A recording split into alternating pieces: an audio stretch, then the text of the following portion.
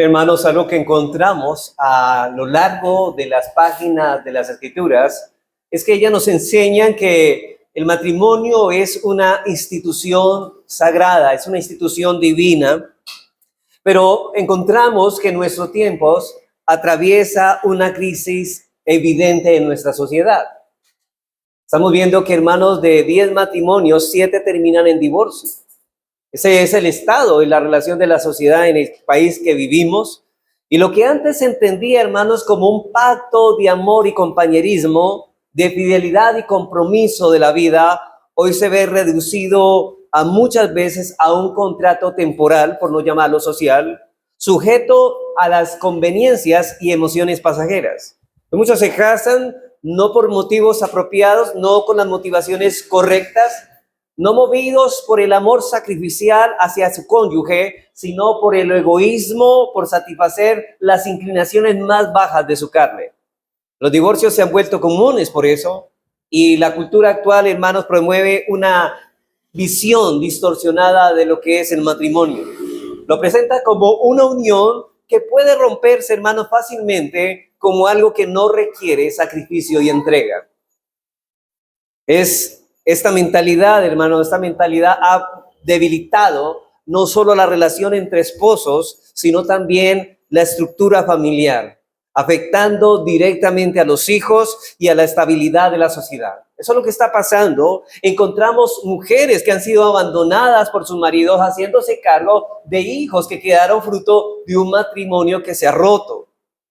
Encontramos todo este declive moral, la sociedad, y preguntamos, ¿será que hay esperanza para las familias? Y más aún, cuando nos encontramos con el asunto de la ideología de género o la perpetración de cosas que van en detrimento o pensamientos que van en contra de la familia. Así que la raíz de este colapso está en la pérdida de valores espirituales y en la sustitución de la palabra de Dios por tradiciones humanas y filosofías modernas. Eso es lo que encontramos en el pensamiento de muchas personas. Hoy tratan de redefinir lo que es el matrimonio y hablando de que como no funcionó entre un hombre y una mujer, acudamos a otras alternativas. Hermanos, cuando el matrimonio se aparta del fundamento divino, inevitablemente se convierte en frágil y vulnerable. Y eso es lo que estamos encontrando hoy. No es que el matrimonio en sí no funcione, el problema es que hemos abandonado no solamente el poder para sostener el matrimonio, sino que hemos dejado los principios por los cuales debe funcionar dicha institución. Así que, hermanos, sin embargo, en el plan de Dios para el matrimonio sigue siendo firme. Una unión basada en un verdadero amor, en la fidelidad, en el respeto mutuo y en la entrega total. No es entregar una parte de nosotros, es una entrega total. Es un compromiso total y hasta que Dios nos separe por la muerte. Y en medio, hermanos, de una cultura que desprecia el matrimonio y lo trivializa, lo vuelve algo frívolo, los creyentes están llamados a defenderlo, hermanos, y vivir con integridad, mostrando al mundo el matrimonio según Dios, y que eso es posible, hermanos, con la ayuda de Él. Hermanos, una forma de ir en contra de las corrientes filosóficas modernas de este mundo es nosotros viviendo el diseño de Dios y encarnándonos en nuestros propios hogares. No solamente, hermanos, es abrir nuestras bocas, sino que además de esto debemos llevar un testimonio de cómo debe vivir un hogar cristiano. Así que, hermanos, realmente no debería sorprendernos el difícil panorama que vive nuestra sociedad. Y respecto a esto surge una pregunta. ¿Por qué el matrimonio se ha vuelto tan complicado y parece ir de mal en peor? Bueno, hermanos, Pablo advierte en su segunda carta de Timoteo en el capítulo 3, precisamente él llama entre la primera venida de Cristo y la segunda le llama a los postreros tiempos. Estamos viviendo la era evangélica y ¿sabe qué dice él de este tiempo? Que vendrán tiempos peligrosos, que los últimos tiempos se caracterizarán por el egoísmo. Hermanos, cuando hay un matrimonio, cada uno piensa en lo suyo. No hay amor. Cada uno es individualista, aunque se han unido, pero parece que no estuvieran unidos. ¿Y sabe por qué? Dice Pablo, por su amor al dinero, por su orgullo y por su arrogancia, porque se deleitan más en los placeres de esta vida que en Dios. Ese es el punto. Ellos son egoístas, ellos son intemperantes, son personas disolutas, se entregan al derroche de los placeres, solamente quieren su espacio, son egoístas y orgullosos. Y es evidente que quienes viven de este modo tendrán serios problemas en mantener o para mantener matrimonios estables y duraderos. Porque un hogar no se edifica sobre intereses personales ni sobre vanidades pasajeras, sino sobre entrega, humildad y amor verdadero. Cuando el corazón está centrado en sí mismo y no en Dios, el pacto matrimonial se convertirá en frágil, incapaz de resistir las pruebas y los desafíos de la vida. Hermanos, si nosotros no estamos, si nuestro matrimonio lo estamos enfocando en nosotros, estamos mal. Porque el centro de nuestro matrimonio no es nosotros, no es nuestra exaltación, no es nuestro bienestar como tal, lo que buscamos en última instancia, sino la gloria de Dios. Dios nos dio la institución matrimonial para que le glorifiquemos como todas las cosas de esta vida. Como Pablo dice, sea que comamos y bebamos todo, hagámoslo para la gloria de Dios. Y el matrimonio es una esfera en la cual nosotros debemos glorificar a Dios. Solo quienes buscan la voluntad de Dios y practican la fidelidad, la paciencia y el sacrificio pueden mantener un matrimonio estable y duradero. Solamente ellos. Y recuerden, hermanos, que lo que estoy señalando aquí son virtudes que hacen parte de nuestra vida cristiana, del desarrollo de virtudes que debemos nosotros cultivar en nuestro corazón diariamente. Por eso únicamente un creyente guiado, lleno del Espíritu Santo puede vencer los pecados que destruyen la relación matrimonial. Solamente un cristiano lleno de palabra, que esa palabra permee hasta su mente, sus afectos y esto controle su vida. Solamente así podemos llevar un matrimonio duradero y estable. Solo el poder del Espíritu Santo, actuando en nosotros, nos capacita para desarrollar dichas virtudes como el amor, la paciencia, la fidelidad, que sostienen y fortalecen el matrimonio. Y eso es básicamente, hermanos, lo que Pablo nos enseña en esta sección de la carta a los Efesios: andar como cristianos en el seno del hogar. Así que en nuestra enseñanza anterior, hermanos, ya estuvimos considerando la sumisión de la esposa cristiana. En nuestra enseñanza de hoy veremos el deber de los esposos en el matrimonio. O sea que el domingo pasado le tocó a las hermanas, a las esposas, hoy nos toca a nosotros los varones. Vamos a mirar en los versículos 25 al 33, no voy a volver a leerlo, pero la porción que Pablo está enseñando de los versículos 25 al 33 de Efesios 5 es precisamente, hermanos, el deber de los esposos. Y este es el título de nuestra enseñanza: el deber de los esposos. Hermanos, si la palabra que caracteriza el deber de las esposas es la sumisión, la palabra que caracteriza el deber de los esposos es amor. Hermanos, nosotros somos autoridad, somos cabeza de nuestras esposas, pero ¿sabe? Tú eres autoridad cuando vives con amor con ella, cuando buscas el bien de ella, cuando buscas protegerla del mal y proveerle todo lo que es necesario para su crecimiento espiritual y tanto desarrollo emocional. Hermanos, si el llamado principal para la esposa es vivir en sumisión, el llamado esencial para el esposo es vivir, y note esto, en amor. Lo cual, hermanos, elimina de nosotros toda desconsideración, toda aspereza, todo egoísmo, toda prepotencia que nosotros tenemos como hombres. Porque como el pecado, hermanos, nosotros no sabemos ejercer la autoridad. Somos toscos, somos bruscos con ella, cuando el Señor dice que debemos tratarla como vaso más frágil. Y el punto aquí es que no estamos amando. Quizás, hermanos, siempre con las cosas que el Señor nos bendice, buscamos más bien el beneficio personal como esposos y no buscamos el bien de nuestras esposas. Y con ello, hermanos, esa primera afirmación viene la responsabilidad del esposo en el matrimonio. Esposo, ame a su esposa. Y quiero decirle, hermano, en esta mañana que si usted no está amando a su esposa, usted está en pecado delante de Dios. Porque su deber Su llamado como hombre y aún más aún transformado por la gloria de Dios, Dios te ha dado todos los recursos, te ha dado el poder y la gracia para amar a tu esposa. Si no puedes, si no quieres, es porque no eres cristiano. No eres cristiano. Pero, hermano, no significa que no haya una lucha. Y si estás luchando por querer amar a tu esposa, sigue luchando y pidiendo ayuda y preparándote para que eso suceda. Así que este pasaje de Pablo básicamente nos señala dos principios muy concretos. Yo le llamaría dos ilustraciones que nos señalan el deber o la responsabilidad que tenemos como esposos, y es cómo deben ser el amor de Dios que manda a los esposos hacia sus esposas. Es decir, cuál es la manera de ese amor y el verdadero alcance. Por un lado nos dice que los esposos deben amar a sus esposas como Cristo ama a la iglesia, por un lado.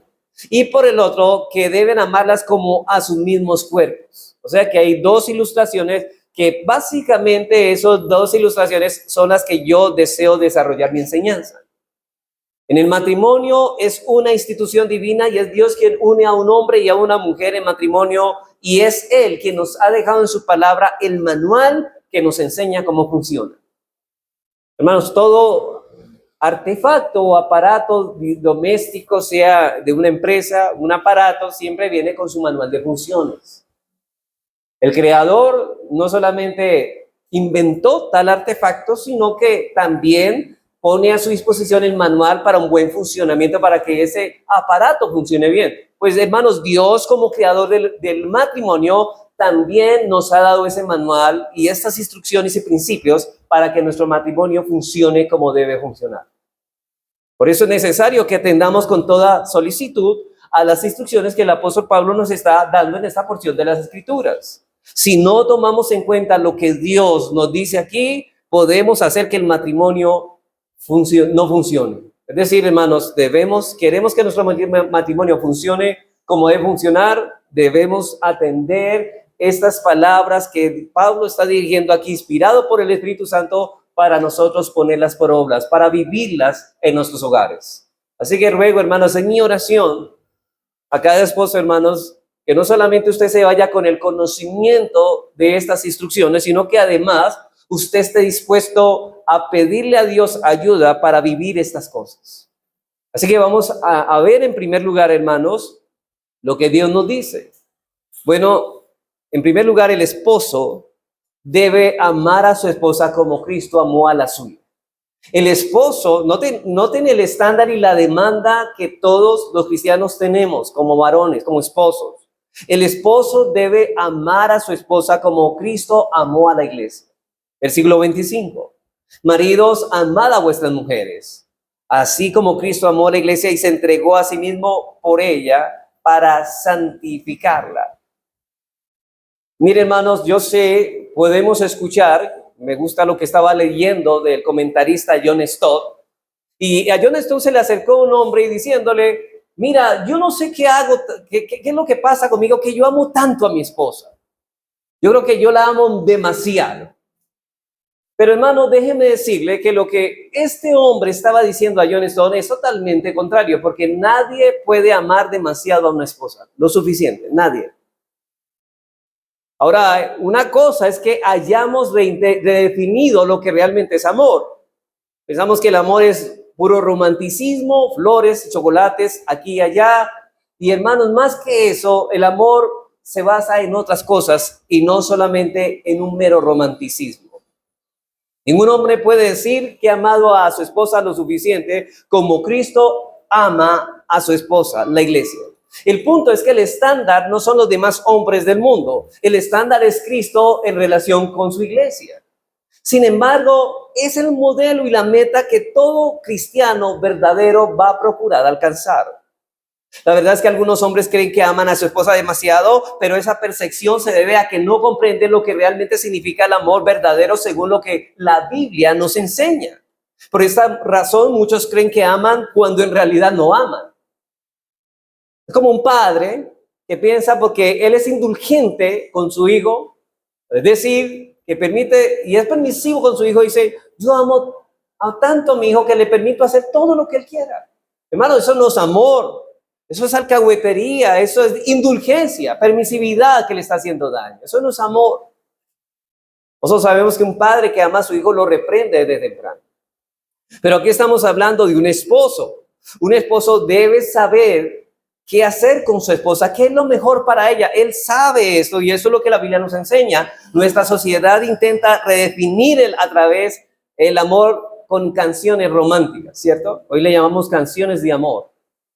Bueno, hoy en día, hermanos, no sé si exista eso. Hoy es una distorsión peor de lo que es el amor. Usted ha escuchado toda esa clase, perdón hermanos que le diga, de basura que se escucha hoy. En lugar son expresiones más bien salvajes y animales, pero nada de amor. Al menos las viejitas escuchaban algo de romanticismo, ¿cierto? Pero lo cierto es que, hermanos, aún trasladémonos a la música de antaño y miramos que hay amor, que hay Roma, pero ese amor solamente se enmarca en lo que llamamos romanticismo. Pero, hermanos, estamos hablando de algo mucho más profundo que mero romanticismo. Ahora, yo no estoy anulando, hermanos, que seamos románticos con nuestras esposas. Lo que estoy diciendo, hermanos, es que basemos nuestro amor realmente en lo que la Biblia nos enseña que es amor. Así que, hermanos, aunque el mundo describe el amor como un mero sentimentalismo, o se describe como una emoción que impulsa conductas irracionales que cambian constantemente, subiendo y bajando según las circunstancias de las personas involucradas, como que un día sienten un calorcito en el cuerpo y después baja y dicen, estoy enamorado. Y basan solamente el amor en puro sentimentalismo. Pero entonces nos casamos y que llega, esas cosas, esas mariposas y ese calor se acaban y desaparecen. Y entonces usted dice, ya dejé de amar a mi esposa, porque basan su amor ¿en qué? En sentimentalismo. Pero hermano, déjame decirte que la Biblia enseña que el amor es mucho más que eso. No estoy anulando el sentimiento, sino que el sentimiento debe estar debajo de otras cosas. Hermanos, la Escritura no presenta el amor así. ¿Y cómo define entonces la Escritura el amor? Bueno, vamos a 1 Corintios 13, 4, 7. 13, 4, 7. Ahora yo sé, hermanos, que este texto no está aplicado directamente al matrimonio, pero lo que enseña es cómo definimos el amor. Aquí está hablando del amor entre hermanos en la fe, pero también es un buen texto para aplicarlo a el amor entre cónyuges. Y él describe el amor en esos términos. Dice, el amor es sufrido, es benigno, el amor no tiene envidia, el amor no es jactancioso, no se envanece, no hace nada indebido, no tiene eso, no busca lo suyo, no se irrita, no guarda rencor. ¿Ha visto un marido irritado? Aquí dice un esposo que ama, ¿qué hizo? No se irrita, no busca lo suyo. No se goza en la injusticia, más se goza en la verdad. Todo lo sufre por su esposa, todo lo cree, todo lo espera, todo lo soporta. La soporta usted. Por amor. Ahora, yo sé, hermanos, que usted sabe, miren a la iglesia de Cristo, cuánto Cristo ha soportado a su iglesia. Ahora, ¿qué dice Dios con respecto a nosotros? Debemos soportar a la nuestra. Si Cristo soporta a su esposa, nosotros debemos soportar a la nuestra. Ahora, hermano, no olvides que el día que te casaste, no te casaste con un ángel, te casaste con una mujer pecadora, igual que tú. Y hay pecado en ella. Y tienes que tener paciencia con ellas y ser realmente una persona que busca el bien. Y ahorita vamos más adelante a hablar de qué tienes que buscar con respecto a ese pecado que mora en ella. Así que noten que aquí el apóstol Pablo describe el amor en acciones, en hacer. O sea que nosotros como esposo para amar debemos hacer algo si realmente amamos. Debemos hacer. Pues utiliza verbos para explicarlo. Y en la Biblia el amor se presenta como, no como un simple sentimiento, sino como una decisión que se demuestra con hechos concretos. Noten esto. El sentimentalismo viene después de las acciones. Tú dices, bueno, yo quiero sentir lo que antes sentía. Hermano, eso vendrá después como consecuencia de hacer lo que tienes que hacer con tu esposa. Pero noten que aquí Pablo habla de que el que ama se abstiene de algunas cosas que le hacen daño a ella, pero hace otras cosas que le hacen bien a ella. La protege de cosas malas y se abstiene para que ella no sea tentada a hacer lo malo, ni a que venga en detrimento de su alma, pero hace todo lo que es bien para su alma. Así que el verdadero amor no se mide por lo que sentimos, sino por lo que hacemos y las razones que nos mueven a hacerlo. Porque noten que no solamente están las acciones, sino el móvil que nos lleva a amarlas o a hacer lo que hacemos. Hermanos, todo lo que hagas debe hacerlos con el deseo de buscar el bien de ella. Eso es amor. No es solamente hacerlas por hacerlas. Es que yo estoy admirándome porque yo quiero lo mejor para ella.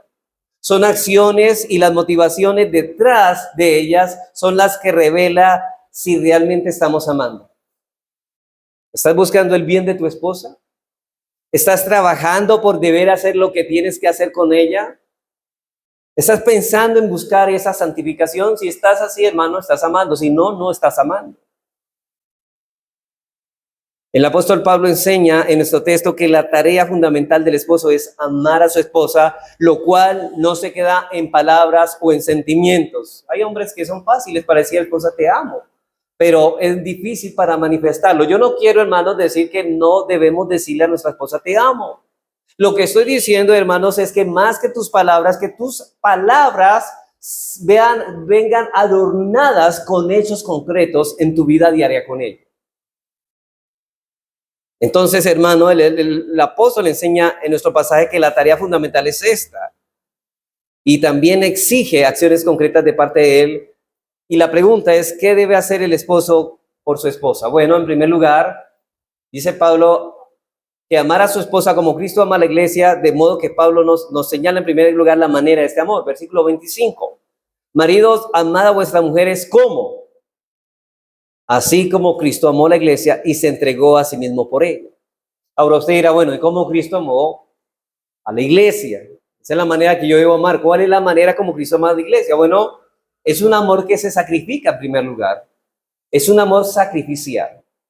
Hermano, nosotros estamos llamados a dar nuestra vida por nuestras esposas.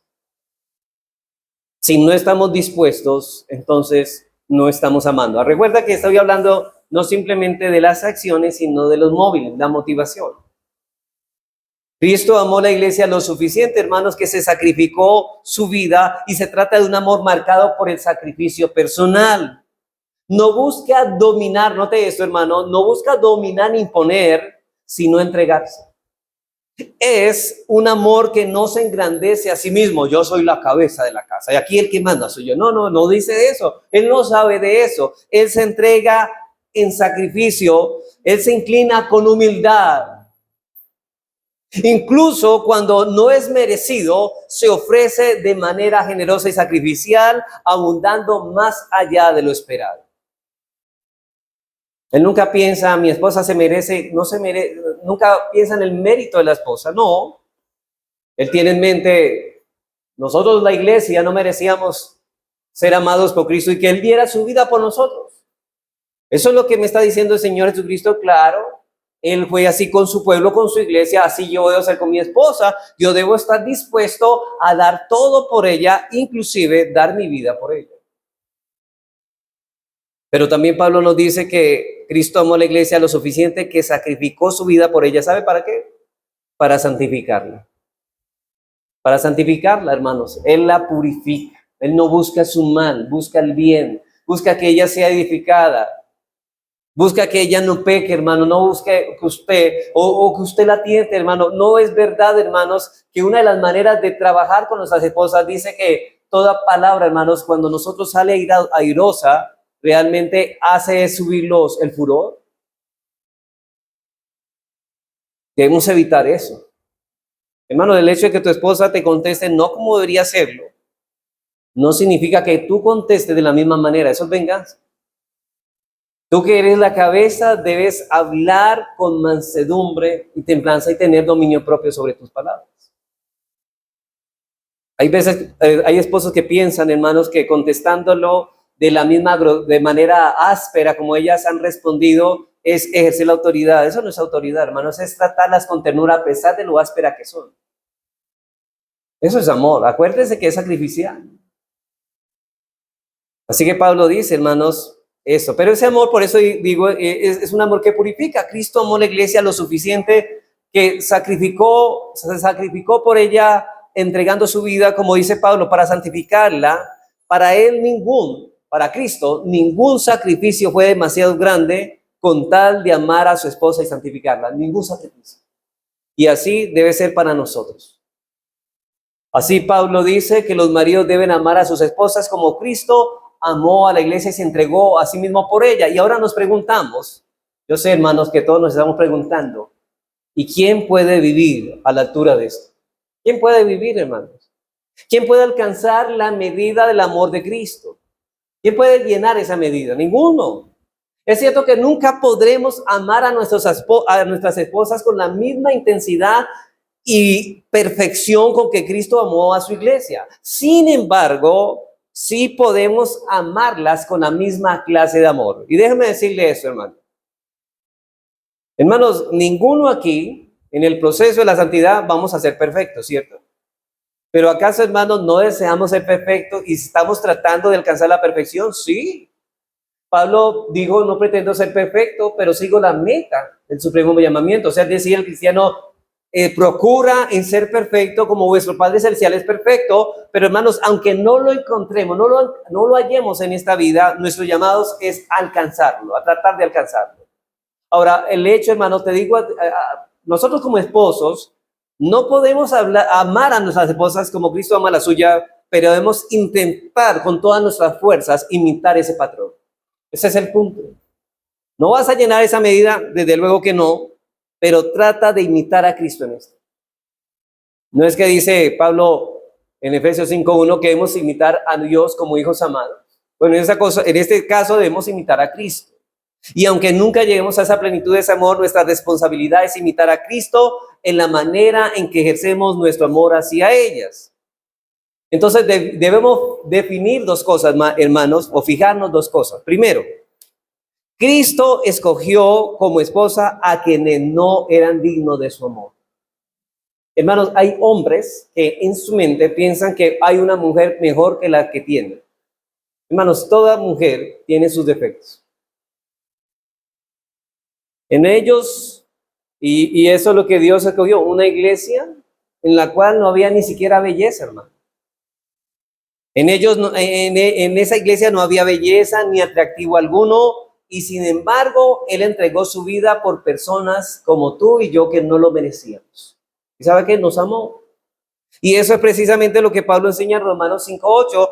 Dice, mas Dios muestra su amor para con nosotros, que siendo aún pecadores, Cristo murió por nosotros. Él se sacrificó, su amor es sacrificial por nosotros. Y la grandeza y la maravilla del amor de Dios consiste en que Él ama a personas pecadores y hostiles como nosotros, aun cuando no hay nada en nosotros que pueda atraer o merecer su amor. Nada. Pero aún así somos llamados, Cristo nos amó y ahora nosotros somos llamados a amar a nuestras esposas de esa manera. Yo sé, hermanos, que con el paso del tiempo, esa juventud que se manifestaba en nuestras mujeres, pero los años van cambiando su físico. Comienzan a haber arrugas, canas, todo esto, no comienzan a ser, no las vemos con esa juventud, con esa lozanía que las mirábamos. Pero hermanos, el punto aquí es que siempre estamos comprometidos a amarla. Siempre. Es un pacto, hermanos, para siempre. Así que en segundo lugar, vemos que Cristo atrajo a su esposa con lazos de amor para hacerla digna de Él. Ama a una esposa que no lo merece, pero la acerca a sí mismo para darle dignidad. Note eso, la acerca así, aunque no se merece ella eso, Él la acerca para darle dignidad. Es Cristo quien la embellece y la hace verdaderamente atractiva. Ahora, lo que estoy diciendo, hermanos, es que como esposo tenemos una responsabilidad que Cristo ya nos está diciendo. Nosotros, hermanos, debemos ser los embellecedores de nuestras esposas. Hermano, ¿cuál es tu trabajo? Embellecer a tu esposa espiritualmente. Es tu trabajo, es mi trabajo. Tú tienes la tarea de embellecer a tu esposa y te digo, hermano, tú no tienes que estarte quejando de tu esposa por alguna tara o defecto espiritual porque tú eres responsable de perfeccionar y embellecerla espiritualmente. Ahora, lo digo porque hay esposos que se la pasan hablando de su esposa, mi esposa hace esto acá, y muestran todas sus fealdades, hermanos. No es mostrar las fealdades, tú eres responsable de embellecerla. Así como Cristo embellece a su iglesia y la está santificando. Hermanos, Cristo recibió a su esposa en la condición y en el estado que se hallaba y luego la embelleció, hermanos. No era nada agradable ni nada atractiva, pero Cristo la tomó para embellecerla. Ahora yo quiero, hermanos, enfocarme en lo espiritual. No estoy hablando de lo físico. No es que usted va a comprar una crema y va a decir, bueno, esto le va a quitar las arrugas, va a quitar las canas. Ahora, hermanos, no se trata de eso, hermanos, aunque nosotros, de hecho, no debemos desconsiderar esta situación para que ellas estén lo mejor para nosotros. Pero más aún, como decía Pablo, que lo mejor es el ornato interno, el del corazón. Y eso es donde nosotros más, o sea, principalmente debemos trabajar en nuestras esposas, en embellecer su carácter, así como Cristo se preocupa por la santificación de su pueblo. Hermanos, Cristo no esperaba nada de su esposa y usted tampoco lo espere. Ahora, yo sé, hermanos, que todos, ahora, cuando esperamos algo de alguien, estamos pensando en nosotros. Y eso se llama egoísmo. El amor no busca lo suyo. Ya lo dijimos, Pablo lo dijo en 1 Corintios 13. Si no, hermanos, no esperaba nada de su esposa, sino aquello que él mismo le daría primero. O sea, hermanos, no recibamos de nuestras esposas lo que nos estamos dando. Ese es el punto. Nosotros queremos recibir buen trato en nuestras esposas, pero ¿cómo somos con ellas? Deberíamos examinar, hermanos, yo cómo estoy tratando a mi esposa para que mi esposa me responda de esta manera. Yo quizá no esté trabajando en esto. Hermanos, es Cristo quien embellece a su esposa y la hace así verdaderamente atractiva. Hermanos, es decir, Cristo le concede lo que luego espera que ella le devuelva. Y esta no es la enseñanza, hermanos, precisamente del apóstol Juan en 1 de Juan 4:19. ¿Y qué dice? Nosotros le amamos a él. La esposa ama a Cristo, ¿por qué? Porque él nos amó primero. Noten el orden. O sea que las esposas nuestras esperan de nosotros.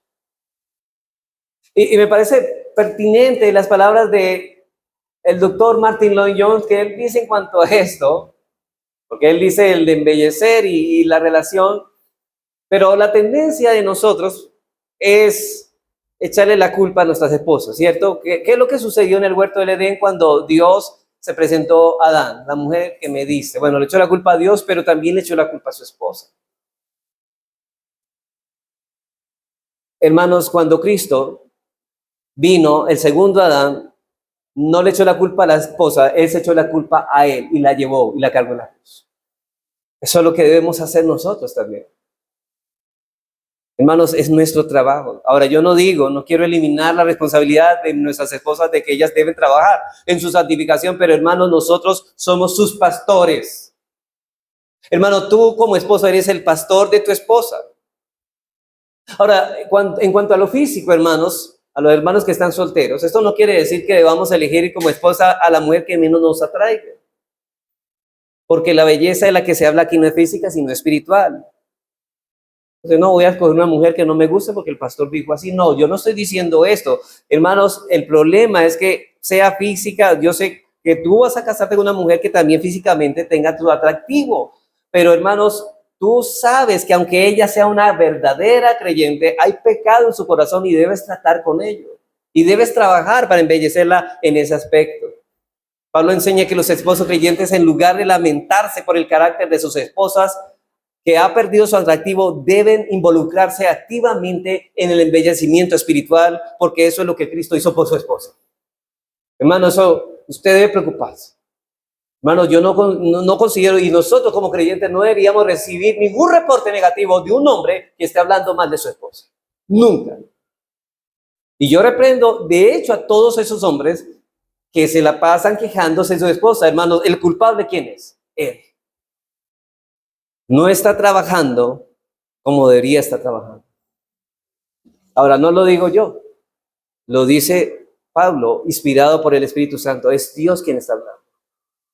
Por eso dice el versículo 25, así como Cristo amó a la iglesia y se entregó a sí mismo por ella para santificarla, habiéndola purificado en el lavamiento del agua por la palabra, a fin de presentársela a sí mismo una iglesia gloriosa que no tuviese mancha ni arruga ni cosa semejante, sino la que fuese santa y sin mancha.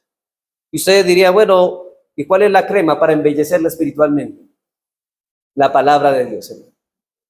La palabra de Dios. Y lo digo con mucho respeto. Quiero ilustrarlo, hermanos, para decirles que nosotros tenemos un embellecedor que Dios nos ha dejado y se llama la bendita y gloriosa palabra del Señor.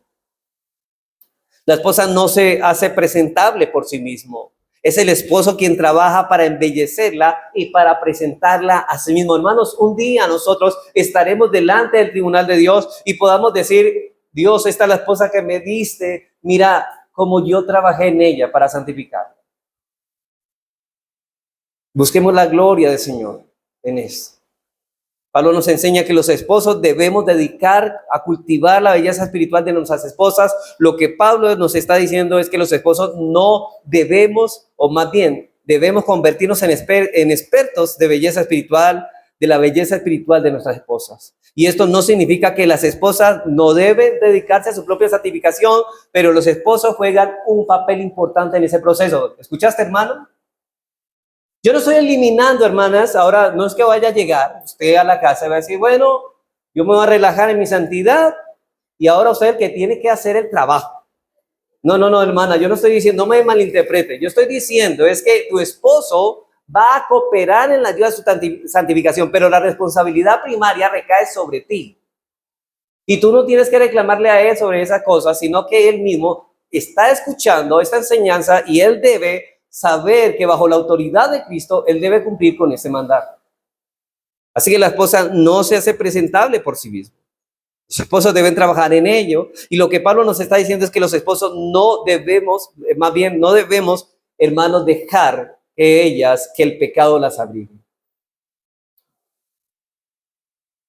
Hermanos, ¿cuál es el instrumento que Dios nos ha dado para embellecer a nuestra esposa? Ya lo dijimos, la palabra de Dios. Y Pablo dice que Cristo purifica a su iglesia por medio de su palabra y es por medio de la aplicación de las escrituras en nuestras vidas que nosotros somos santificados. Recuerda, hermano, la oración del Señor Jesucristo, en la oración sacerdotal de Juan 17:17, santifícalos en tu verdad. Tu palabra es verdad. Debemos recordar que no basta con pedir en oración que Dios nos transforme, también debemos esforzarnos para que ese cambio ocurra. Noten que la oración no elimina nuestro esfuerzo. Ahora bien, obviamente, el esfuerzo no elimina tampoco la oración, lo cual nos hace jactanciosos, cree que pues nosotros mismos podemos hacer eso. Pero pretender, hermanos, y ser pasivos y dejar que Dios haga todo tampoco. Y en ello la palabra de Dios cumple un papel fundamental, ya que la palabra de Dios es el instrumento que el Espíritu utiliza precisamente para nuestra santificación. Hermanos, ¿qué dijimos al principio de toda esta sección? Sed llenos, dice Pablo, del Espíritu Santo. Déjense llenar. ¿Y qué era ser llenos del Espíritu Santo? Ser llenos de la palabra, que la palabra de Dios abunde en vuestros corazones. ¿Por qué, hermanos? Porque de esa forma podemos santificar nuestra vida y podemos santificar la vida de nuestras esposas. O más bien trabajar en la santificación. Así que dice Pablo en Romanos 12:1, que dice respecto a esa palabra que debe abundar: no os conforméis a este siglo, sino transformados por medio de la renovación de vuestro entendimiento para que comprobéis cuál sea la voluntad de Dios agradable y perfecta. Hermanos, ¿sabemos cuál es la voluntad para mí? ¿Cuál es la voluntad para mi esposa? Si conozco la Escritura. Tengo discernimiento para saber, esto le va a hacer daño a mi esposa. No la voy a exponer a estas cosas. Así que debemos renovar nuestra manera de pensar, llenarnos de las Escrituras, hermano, y aprender a pensar como Cristo. Si tú no te llenas de la palabra de Dios, no puedes pensar como Cristo. Y hermano, recuerda que para amar como Cristo amó a su iglesia, tú debes pensar como Cristo piensa. De esa forma somos santificados. A lo que quiero llegar, hermanos, con todo esto, es que los esposos deben cooperar en ese proceso de sus esposas en la santificación, y para eso deben utilizar la palabra, hermanos. Si ven, hermanos, que la responsabilidad los que más debemos empaparnos de la palabra somos nosotros los esposos. No se le extraña cuando la mujer es la que la ve más involucrada en el estudio de la palabra que los hombres. Yo no digo que las mujeres no deben estudiar, deben hacerlo. Pero hermano, si tu esposa estudia, tú debes estudiar el doble que ella. Porque tú tienes el trabajo de santificarla, de embellecerla. Esa crema es la palabra. Hermano, te pregunto, y yo quiero que, hermano, examina tu corazón con seriedad y sea muy sincero en esto. ¿Usted qué está haciendo para embellecer a su esposa? ¿Qué está haciendo? Porque usted tiene el deber de embellecerla, hermano. Cuando un esposo se queja continuamente del carácter de la esposa, debe examinar su propio liderazgo. Debe examinarlo. Hermanos, si ha pasado mucho tiempo junto a ella y no has visto cambios, deberías preguntarte, ¿qué está haciendo usted para ayudarla a superar ese problema? ¿Qué está haciendo? Hay unos esposos que se quedan solamente quejándose, mi esposa solamente es cantaleta aquí, pero ¿qué estás haciendo por trabajar en esa deficiencia de ella? Recuerda que tú tienes que embellecerla. Casi las mujeres tienden mucho a la irritación fácilmente. Pero hermanos, respondemos con la misma actitud cuando debemos tener palabras que apacigüen el furor. Como esposos tenemos la gran responsabilidad de contribuir a la santificación de ellas. Si no usamos correctamente, hermanos, la palabra de Dios para ayudarlas en ese proceso, bíblicamente no las estamos amando. Tú puedes decir que la amas, pero bíblicamente no la estás amando. Cuando una persona ama a alguien, su pureza es su interés supremo.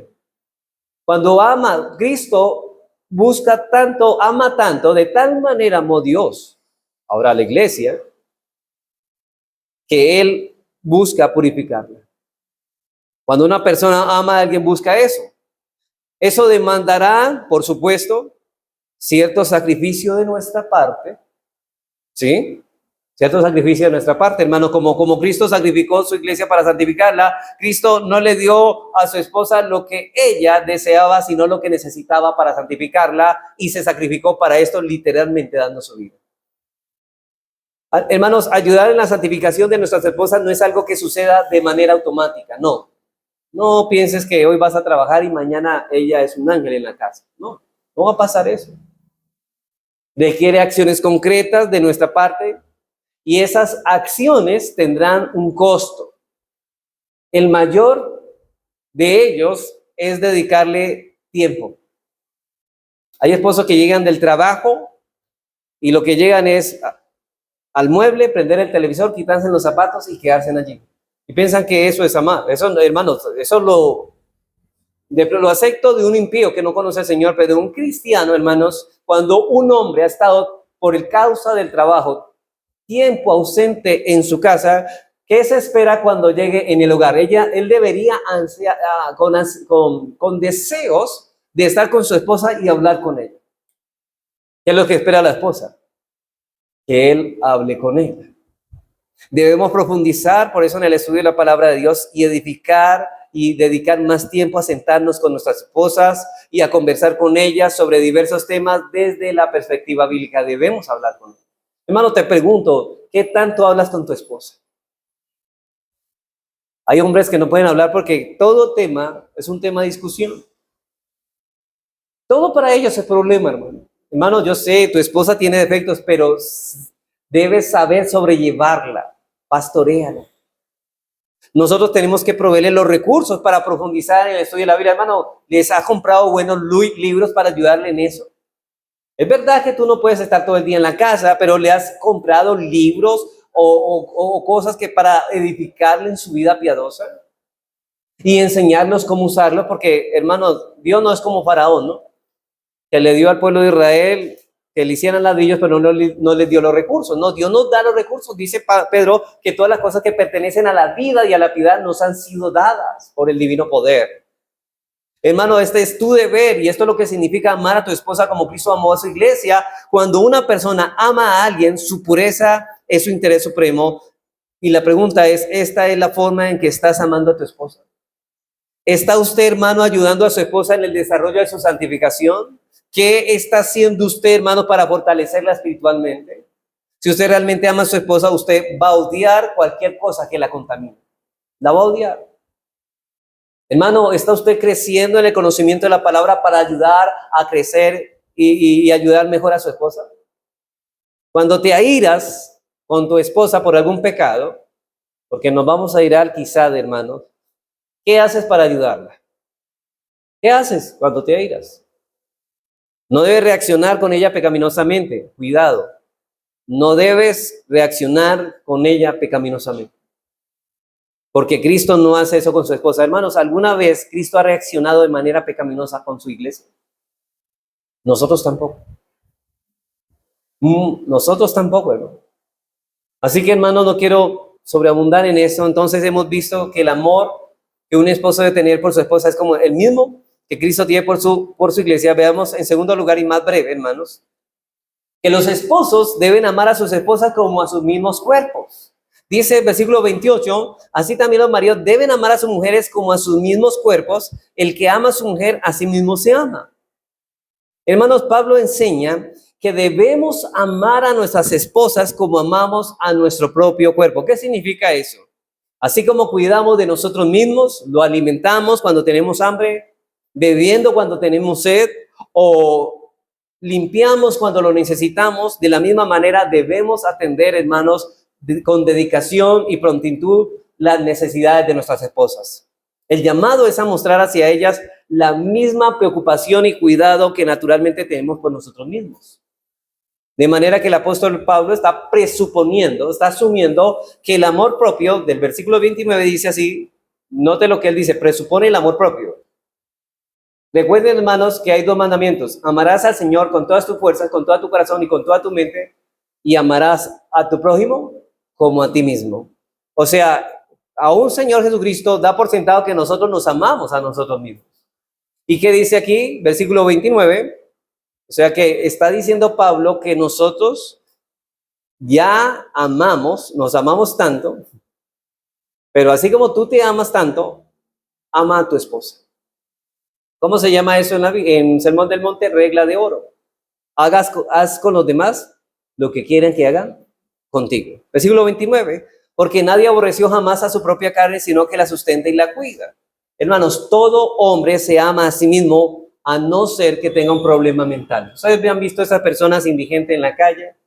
Usted dice, bueno, esa persona no se ama. Bueno, el problema es que tiene un problema mental.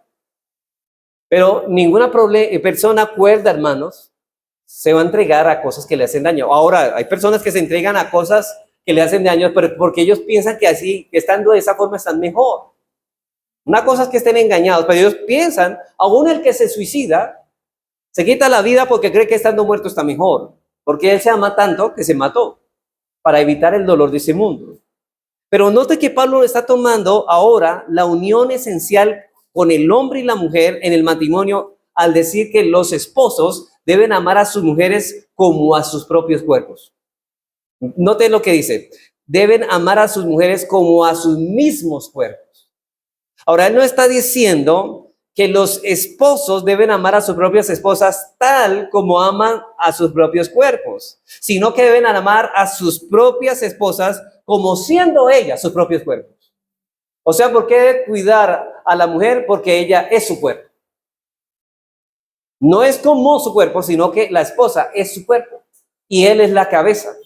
Ese es el punto. Es como si dijera a los esposos, ámala porque tu esposa es parte de ti. Es parte de ti. El esposo es la cabeza de la esposa como Cristo es la cabeza de la iglesia. Entonces, así como la iglesia es el cuerpo de Cristo, así también la esposa, en un sentido, es el cuerpo del esposo. Wow, esto que está diciendo aquí Pablo, lo que está tratando de enseñarnos es por qué debemos cuidar a nuestra esposa, porque ella es parte de nosotros, es nuestro cuerpo. Y Pablo dice, cuando ustedes cuidan a su esposa, están cuidando su cuerpo porque su esposa es su cuerpo. Entonces, hermanos, versículo 29 dice, porque nadie aborreció jamás a su propia carne, sino que la sustenta y la cuida como también Cristo a la iglesia. Ahora, noten lo que dice Pablo, porque nadie aborreció a su propia carne. ¿Qué dice Génesis? Por lo tanto, Dice, se unirán los dos y serán una sola carne. Ya no son dos, sino una. O sea que el esposo cuando cuida a su carne está cuidando a su esposa porque los dos son una sola carne. Y dice, así como Cristo amó a la iglesia, o sea que la relación entre esposa y esposo es tan estrecha e íntima que el llamado es evidente. Los esposos deben amar a sus esposas con entrega y cuidado, de modo que cuando un hombre ama a una mujer, se está amando a sí mismo. Yo puedo decir que un hombre que no ama a la esposa no se ama ni él mismo, porque no está amando a su esposa. Y su esposa es el cuerpo. Versículo 28, así también los maridos deben amar a sus mujeres como a sus mismos cuerpos, y el que ama a su mujer, ¿qué dice? A sí mismo se ama. ¿Quién lo dice? Pablo lo está diciendo. Hermanos, si anhelas la verdadera felicidad en tu matrimonio, dedica tu esfuerzo a procurar la felicidad de tu esposa. ¿Quieres ser feliz? Haz feliz a tu esposa. Si tu esposa es infeliz, usted también lo será. Recuerde que ella es uno con usted. En el matrimonio, ella es una con nosotros, los esposos. Y si ella es feliz, usted es feliz. Y si ella es miserable, usted también será un miserable. Hermanos, noten que cuando nuestras esposas, en cierta manera, nos están haciendo la vida miserable, es porque realmente no estamos viviendo como estamos viviendo, como debíamos vivir. Hermanos, si anhela la verdadera felicidad, procura el bien de tu esposa. Y a las esposas también les digo, hermano, no solamente para los varones. Las mujeres me dicen.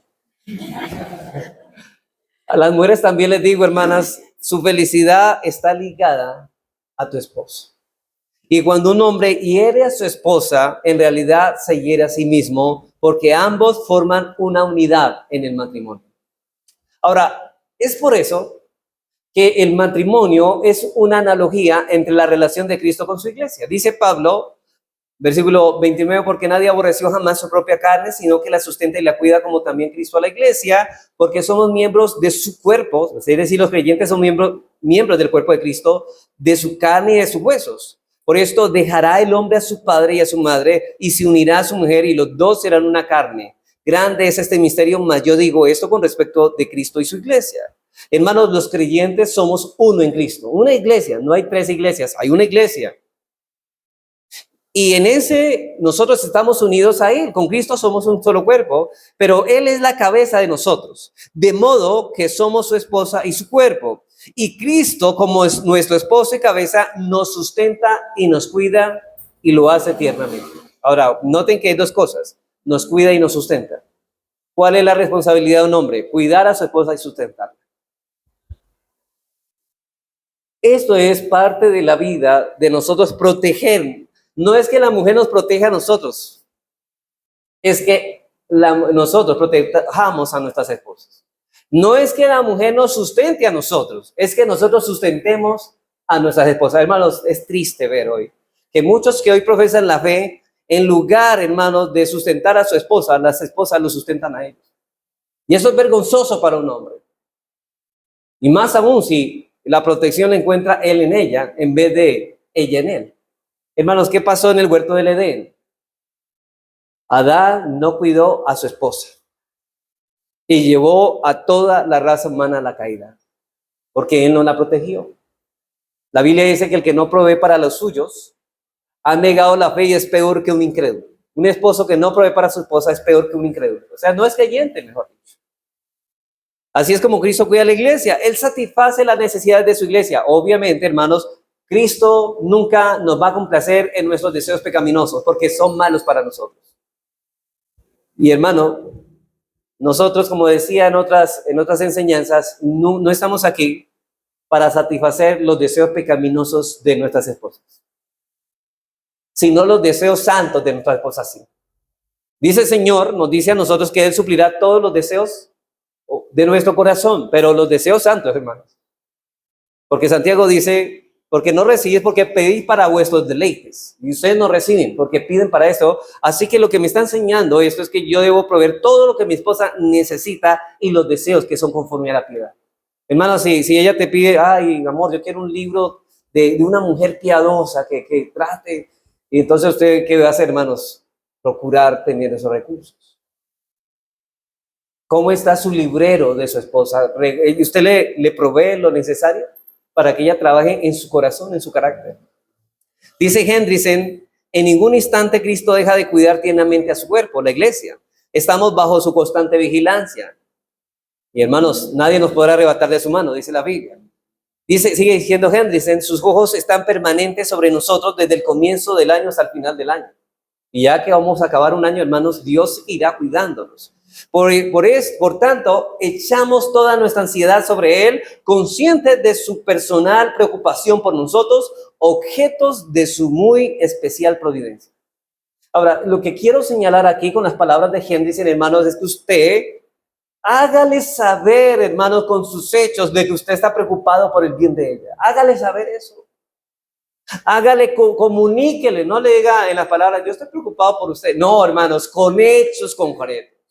Que le comunique eso, que usted está preocupado por su bienestar. Cristo es quien satisface todas nuestras necesidades y sabe que Dios nos lo hace saber.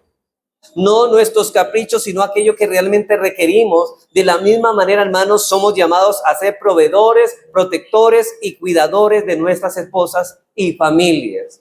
Y esa es nuestra responsabilidad delante de Dios. Y cuando atendamos sus necesidades con el mismo esmero con que cuidamos de nosotros mismos, entonces vivimos el modelo de relación que el Señor desea en el matrimonio y en la familia. Hermanos, ¿cómo se llama el nombre de esta sección? El andar cristiano en el seno de ¿dónde? Del hogar. Hermanos, nosotros tenemos la misma unidad con nuestra esposa que Cristo tiene con la suya. Versículo 31, por esto dejará el hombre a su padre y a su mujer y se unirá a su mujer. Por tanto dejará el hombre a su padre y a su madre, no a su mujer, y se unirá a su mujer y los dos serán una sola carne. Ahora, aquí está citando, quizá Pablo está hablando del matrimonio, y aquí está diciendo, hermanos, que el hombre y la mujer son una sola carne, pero en la única relación, ¿sabe? La relación más íntima entre dos seres humanos es entre un hombre y una mujer. Porque un hombre o una mujer no es una sola carne con sus hijos. Oiga, hermana, le digo porque hay veces que hay mujeres que ponen en prioridad primero a sus hijos y después a su esposo. No, usted es una sola carne con su esposo. Y hermano, usted es una sola carne con su esposa. No con su mamá, no con su papá, no, por lo tanto dejará el hombre a su padre y a su madre. Y no está diciendo que abandonemos cuando ellos sean ancianos, no, sino que ellos ya no tienen una relación tan estrecha como la tenemos en el matrimonio. Usted puede tener su mamá, su papá, pero su relación con su esposa es única, es especial, es distinta, es la más cercana, es donde tú desnudas tu cuerpo y desnudas tu corazón. No hay otra relación igual a eso. Por lo tanto, Pablo aquí está citando a Génesis 2:24, lo vieron, ¿cierto? No solamente Pablo lo ha citado, Cristo lo ha citado, pero este fue el diseño antes de la caída, el diseño original. Es la unión entre un hombre y una mujer, dejando a su familia, creando una nueva unión con una identidad única que es llamada la relación de una sola carne. Ahora, desde el principio, Dios reveló a Dios al hombre cuán estrecha la relación entre un hombre con una esposa. No somos, como decíamos, uno con nuestro padre, con nuestros hijos, sino con nuestra esposa. Dejará el hombre a su padre y a su madre y se unirá a su mujer y los dos serán una sola carne. Y aunque esto fue revelado desde el principio, hay algo que fue revelado tiempo después, que es sorprendente y a la vez extraordinario. Escuchen, hermanos, porque lo que voy a decir aquí es lo que Pablo dice, aquí hay un misterio que no fue revelado cuando Moisés citó estas palabras en el Génesis, pero que ahora en el nuevo pacto sí es revelado. ¿Qué es el misterio? Bueno, dice el versículo 32. Grande es este misterio, mas yo digo respecto de Cristo y de la iglesia. Mire que Pablo está conectando el matrimonio entre un hombre y una mujer con Cristo y la iglesia. Evidentemente, Pablo quiere decir que el misterio es la comparación que se hace del matrimonio con la unión de Cristo y la iglesia. Es decir, noten lo que estoy diciendo, es decir, el matrimonio es una figura, es una tipología de Cristo con su iglesia. Es una sombra. Es decir, que nosotros, el esposo y la esposa, están representando una relación mucho más suprema, y es la relación que Cristo tiene con su esposa, la iglesia. Y el punto aquí que quiero tratar es que usted, hermanos, como esposo, está representando a Cristo y hermana, tú estás representando a la iglesia. Tú manifiestas el evangelio cuando vives como Cristo trata a su esposa y la esposa trata a su esposo como la iglesia trata a Cristo. Y aunque la iglesia aún no existía en el huerto del Edén, desde el principio, desde el primer matrimonio, Dios ya había determinado que la unión entre un esposo y una esposa sería un reflejo de la relación que Cristo tendría con su iglesia. Ustedes saben, hermanos, que cuando pasemos allá a la gloria, ya no habrá matrimonio. Jesús mismo dijo que seremos como los ángeles. No nos casaremos ni nos daremos en matrimonio, pero hay algo importante aquí. O sea, ¿por qué solamente en esta vida hubo una relación de matrimonio entre un hombre y una mujer? Porque era una representación de lo que se va a vivir en la eternidad. Y tú estás llamado, yo y tú, en nuestros matrimonios estamos llamados a reflejar esa parábola viviente de esa institución tan importante. Así que el matrimonio está llamado a ser ese reflejo, esa pequeña escala de la hermosura de la relación entre Cristo y su iglesia. Y este es el modelo que debemos imitar y ese es el modelo que debemos reflejar. Ese es el modelo, vuelvo a repetir, que debemos imitar. Ese es el modelo que debemos reflejar. Hermano, ¿tú estás reflejando eso? Si un matrimonio cristiano sigue otro modelo, ese matrimonio está presentando una imagen distorsionada de Cristo con la iglesia. Óigalo bien, hermano. Mire la envergadura y la importancia que reviste esto. Usted en su hogar, en su relación, en su hogar, usted tiene que vivir conforme a la relación de Cristo con la iglesia. Usted no está alumbrando, no está viviendo como cristiano si no sigue este diseño.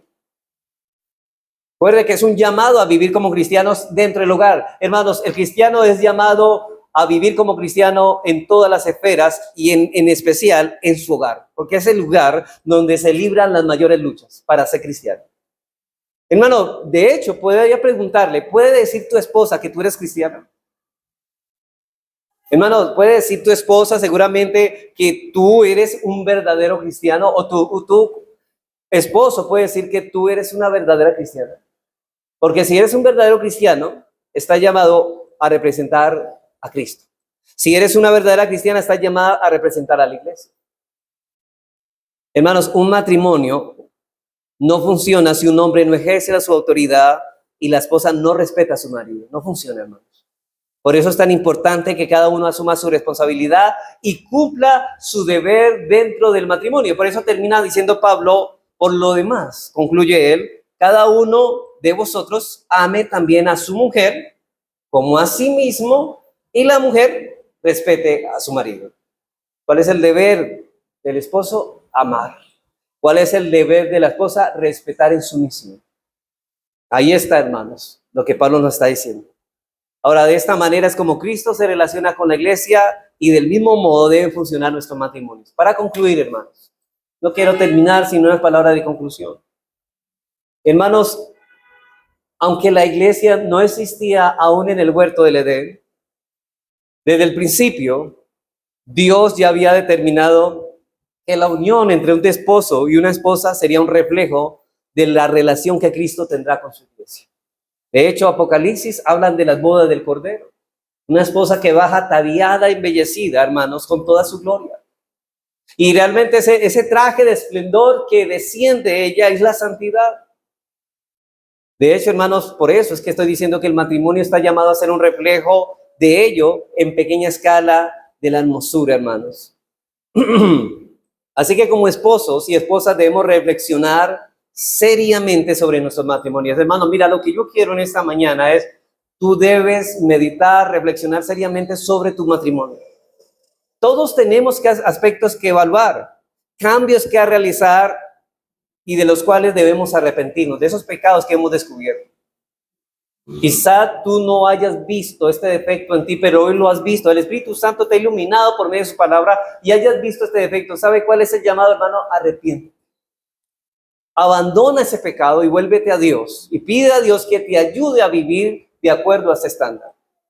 Hermano, si hoy Dios te ha mostrado el pecado y te ha convencido de ello, dale gracias a Dios. Pero al llegar a tu casa, hermano, quiero que hagas esto. Pídele perdón a Dios primeramente, pero también a tu esposa.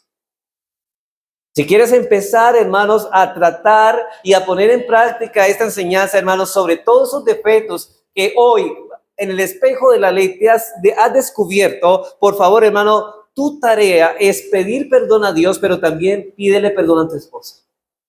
Recuerda que la sangre de Cristo los limpia de todo pecado y que su gracia es suficiente para sostenernos y transformarnos. Ten la seguridad, pero tienes que pedir perdón, hermano. ¿Sabe quién recibe el perdón? Quien se arrepiente de corazón. Ahora, el conocimiento de tu responsabilidad en el matrimonio no tendrá valor si no lo aplicas en tu relación. Tú puedes salir de este lugar sabiendo todo lo que se ha enseñado y aún así sigas viviendo igual. No, estás llamado, hermano, como cristiano, a que tu vida sea transformada. La unidad no se logra solo con saber, sino con poner en práctica la palabra con la ayuda del Señor. Eso es lo que sirve, hermanos. ¿De qué sirve comprar la medicina si no la tomamos?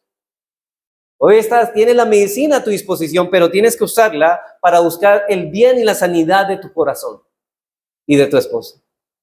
No pienses ahora, hermanos, si hay alguien que pronto ha cargado su conciencia con estas cosas y piensa que ya no hay perdón, no hay esperanza para él, hermano, no pienses que ya es demasiado tarde. No importa la condición de tu matrimonio.